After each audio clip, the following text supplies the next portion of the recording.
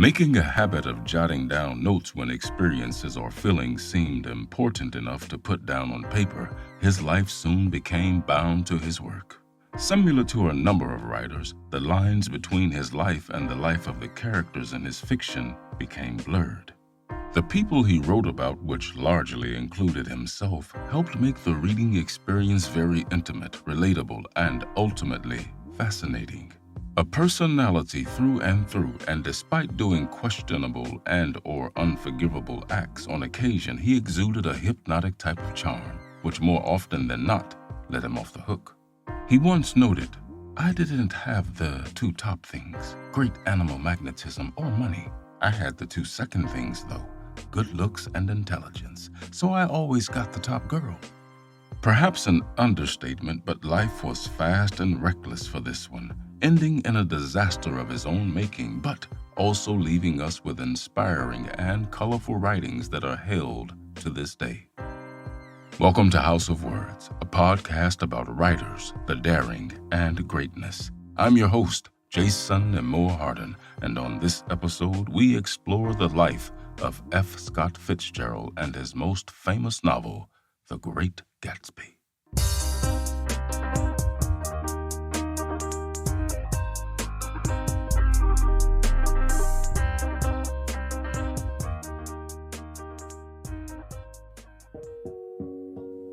Quote, "It is sadder to find the past again and find it inadequate to the present than it is to have it elude you and remain forever a harmonious conception of memory." End quote.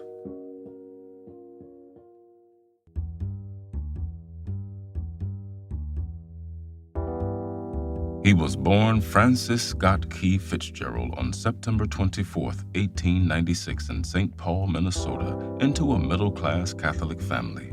He was named after a distant cousin who, in 1814, wrote the lyrics to none other than the American national anthem, The Star-Spangled Banner. Indeed, with a name to live up to, Fitzgerald set out to conquer the world. Fast forward to 1922, the year the party really began. That year, Francis and his wife Zelda decided to visit New York as soon as their newly born baby daughter was deemed old enough to be left with family in St. Paul, Minnesota, the place where Zelda had given birth. Francis Scott Fitzgerald, called Scotty, was 5 months old at the time. Upon their arrival in the Big Apple, they submerged themselves in one continuous party that would last from mid-March until the beginning of April. His second novel, The Beautiful and the Damned, was published that same year. It sold well, roughly 50,000 units, but considering his debut novel, This Side of Paradise, had sold 40,000 in its first year, it didn't exactly live up to what he had hoped or anticipated.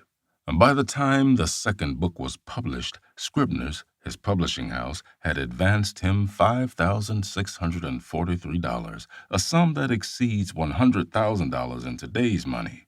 And despite being deemed to be a success on the rise, Fitzgerald kept minute track of his debt and did his best to produce and sell enough short stories to keep his numbers in the black.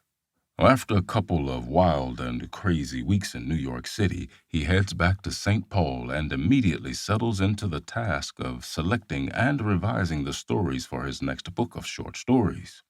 Tales of the Jazz Age was published in September of 1922. As with the short story collection which had followed his debut novel, Flappers and Philosophers, he had to dig deep to find enough stories to fill the book.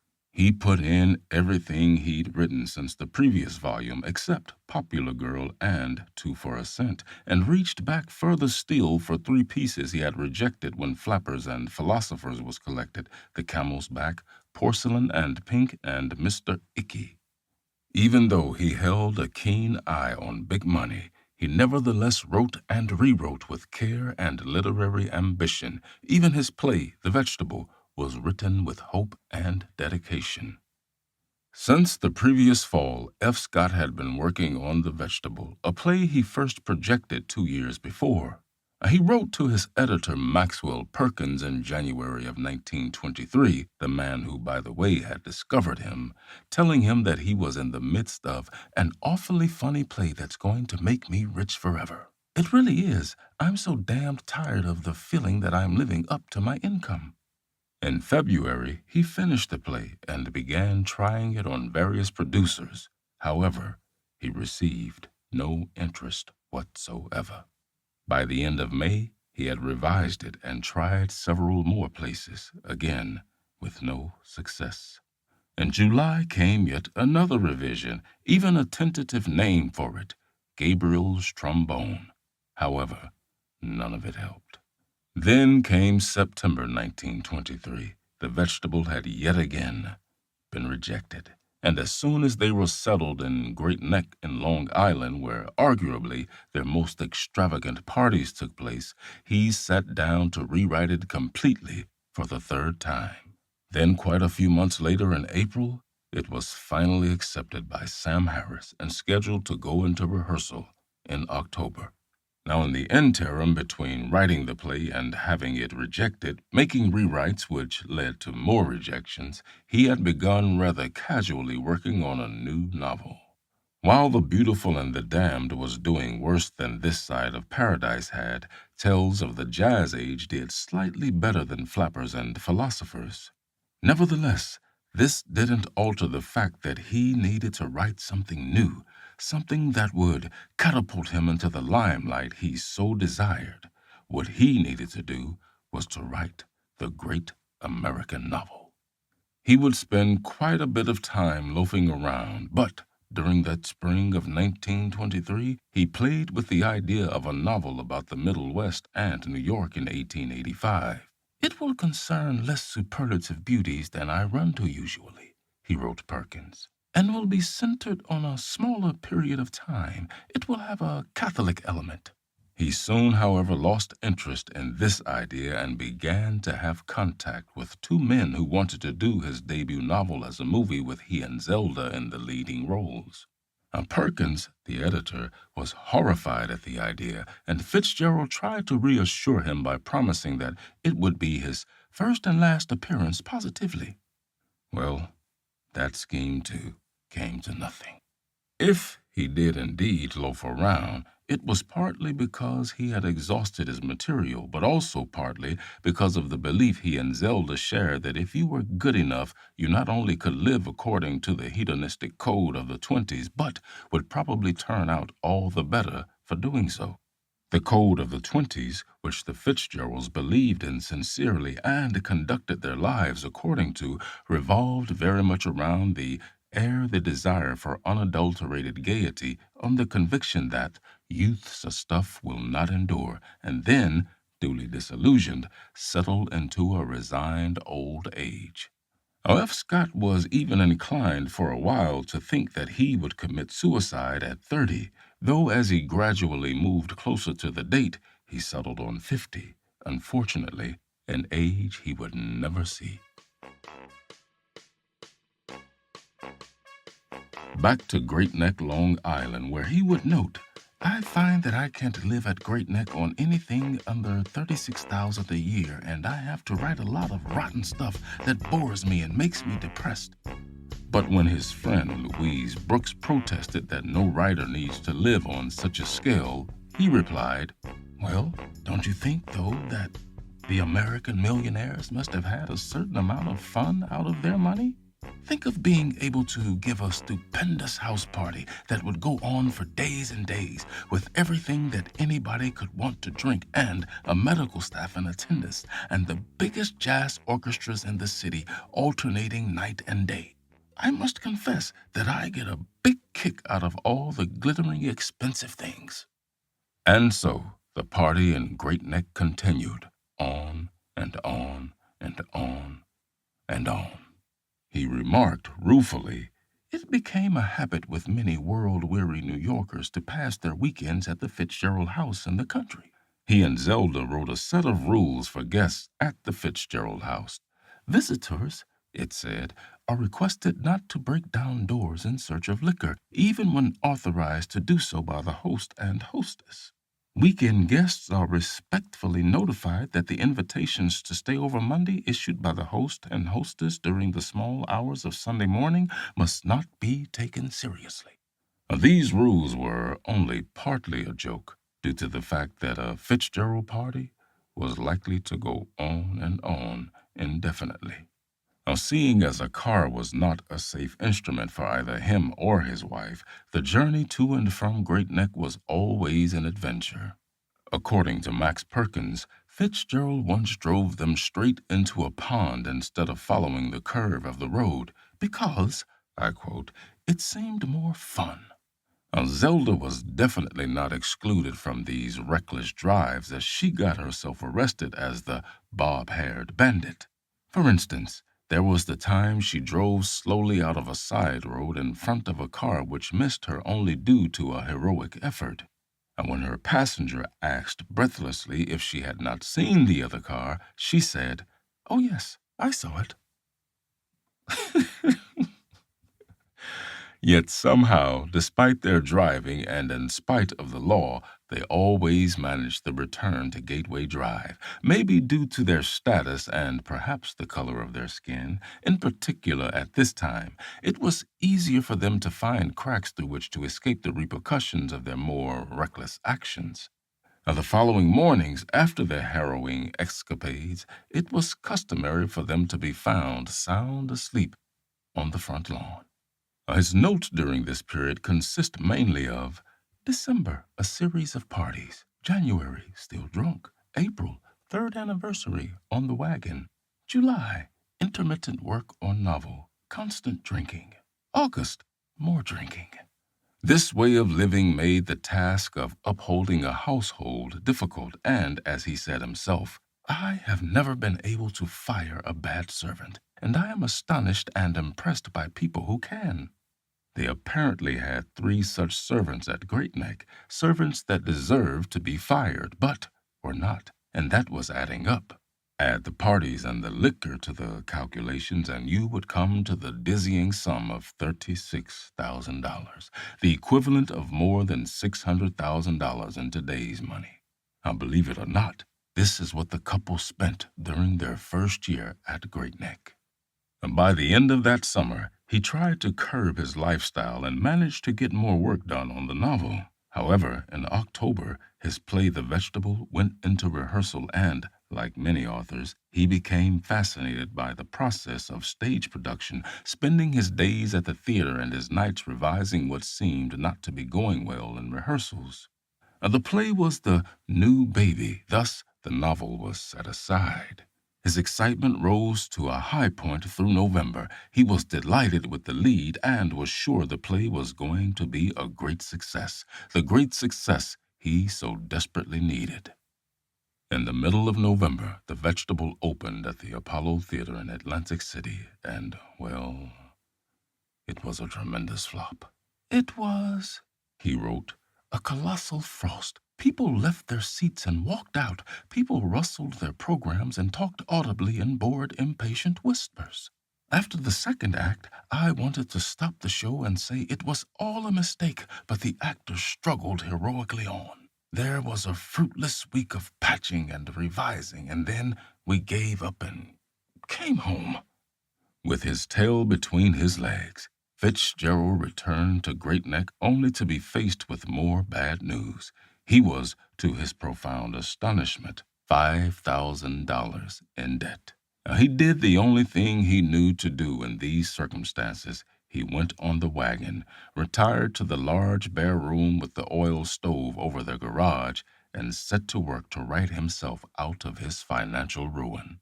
It took a lot of sweat and blood, often sitting for 12 hours at a time typing away, but in the months between November and April, he produced 11 stories and managed to earn $17,000. Out of debt, and now he felt he had enough surplus to get back to work on the novel. So that April in 1924, he was ready to get back to what he hoped would be his great American novel. However, before he could get much work done, Zelda suddenly decided that their life in Great Neck was impossible financially and socially. By her demand, they would go to France and live on practically nothing a year. Now, concerning this escape, he wrote that it was one made in order to flee extravagance and clamor, and from all the wild extremes among which we had dwelt for 5 hectic years, from the tradesman who laid for us, and the nurse who bullied us, and the couple who kept our house for us and knew us all too well. We were going to the old world to find a new rhythm for our lives, with the true conviction that we had left our old selves behind forever, and with the capital of just over $7,000. He knew by this time, however, that it would not be easy to shake off their old habits or their old personas, but for the moment they were full of optimism. Like his character Gatsby, Fitzgerald, it could be speculated, wanted to recover something by escaping to France. Most likely it was a desire to return to that moment before everything had become confused and disordered, a return to a certain starting place and the chance for a do-over.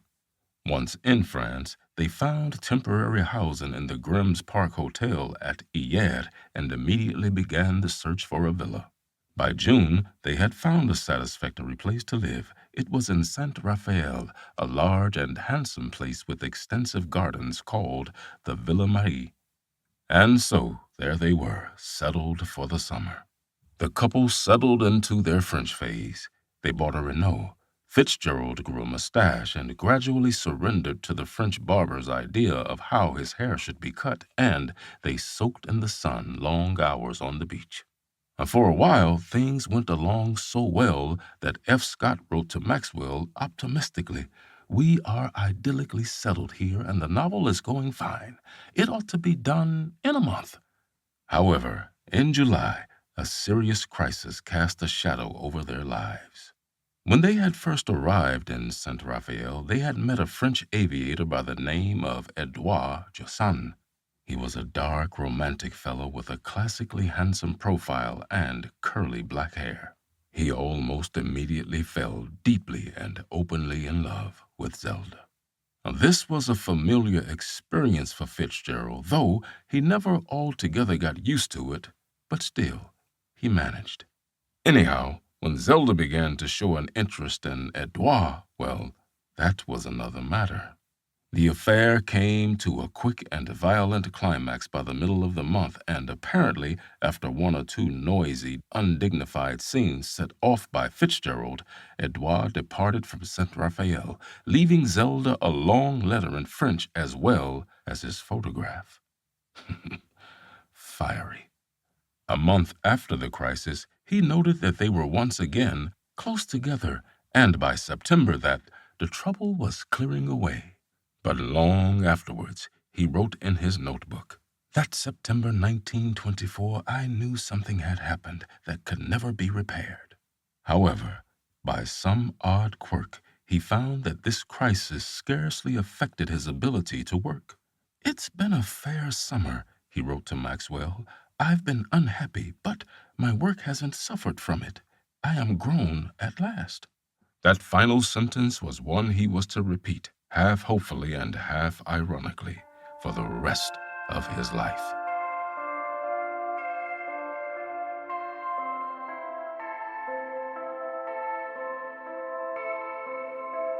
By August 1924, he was back on the wagon and was getting quite a bit of good work done on the novel. Then in early November, he sent it to Scribner's. It must be noted that he was anxiously revising almost up to the day of publication. He was particularly dissatisfied with chapters 6 and 7. The winter was hard and difficult for him.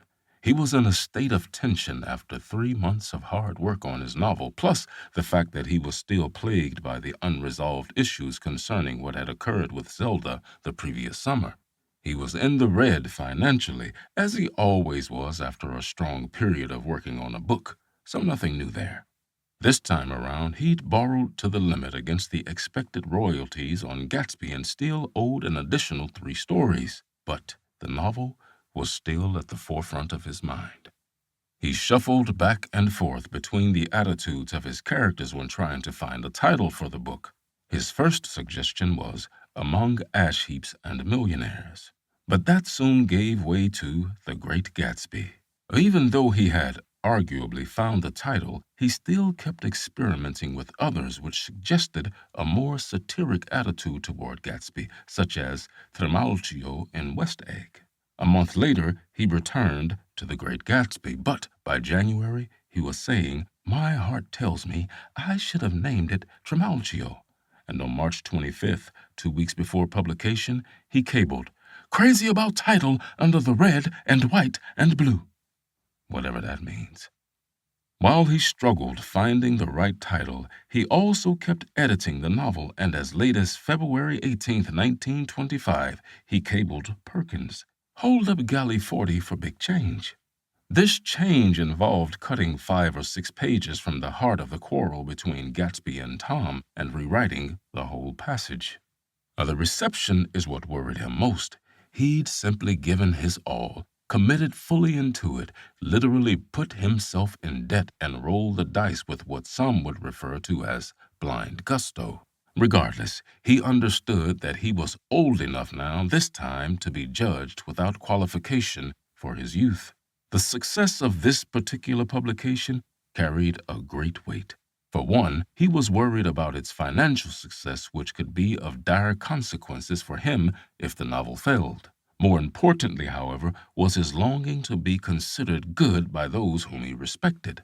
Ultimately, it was a test whether or not, in spite of his popularity or the critics' hesitations about his earlier work, he could prove to everyone that he was a good enough novelist to write the great American novel. By the time The Great Gatsby was about to be published, the couple was back in Italy.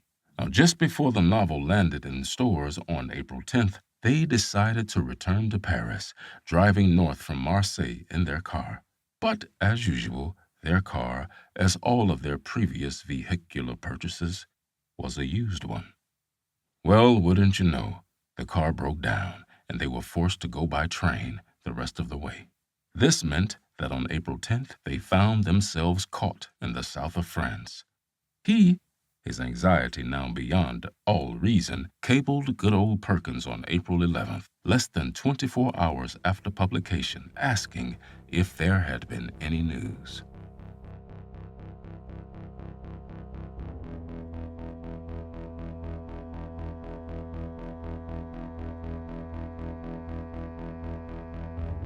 Though The Great Gatsby is now considered F. Scott Fitzgerald's finest novel and has become what he always wanted, the great American novel, it still did not meet the expectations he was longing and hoping for. Prior to The Great Gatsby, he had been known as the writer who wrote about young men and young flapper women who danced and drank with flash and flair, an existence where everyone did their best to understand themselves along the way. However, with The Great Gatsby, he had written a novel where the young, handsome college boy took a back seat, took the role of a bystander. The man we follow, the protagonist, is far from that and at fault in several respects.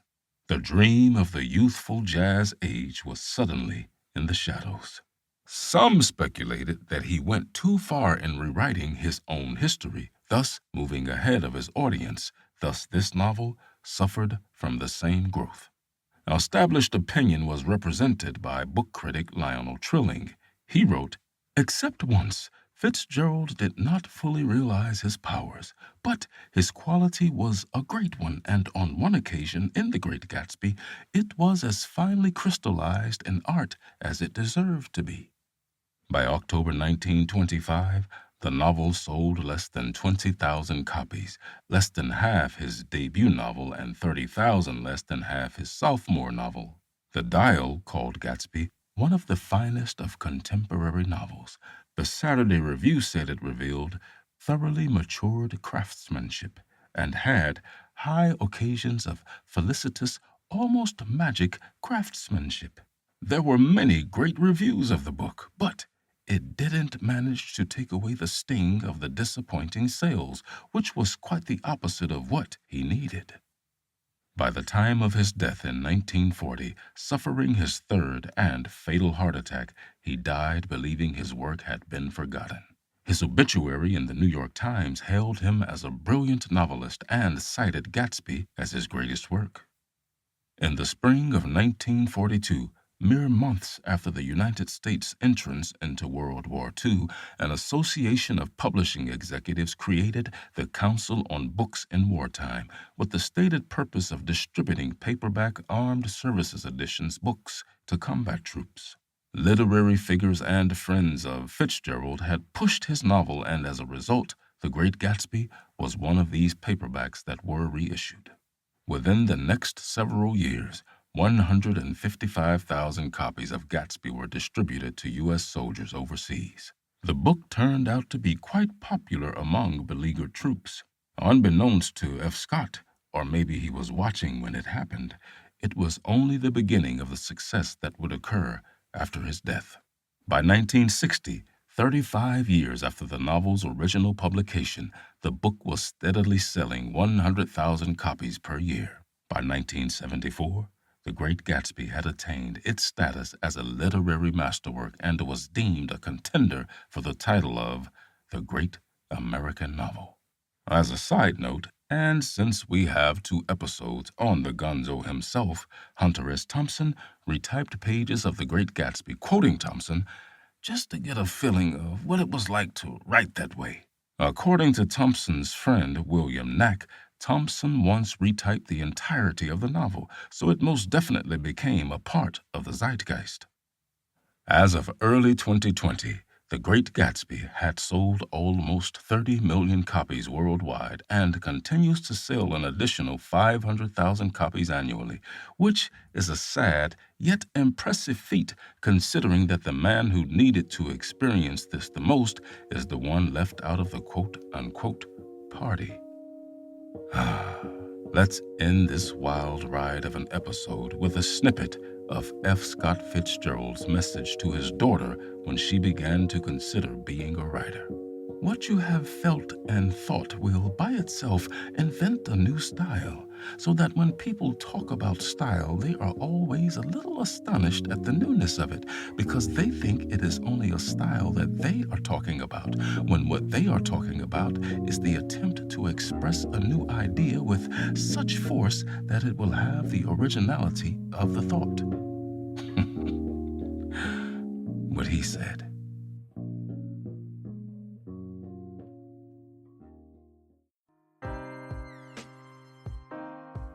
Thank you for listening.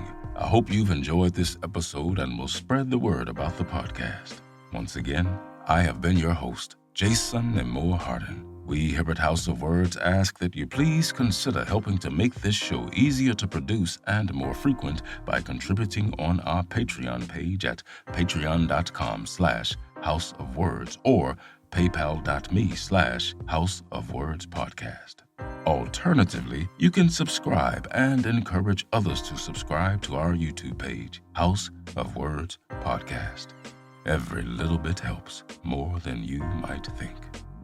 Until next time, keep turning those pages and be great.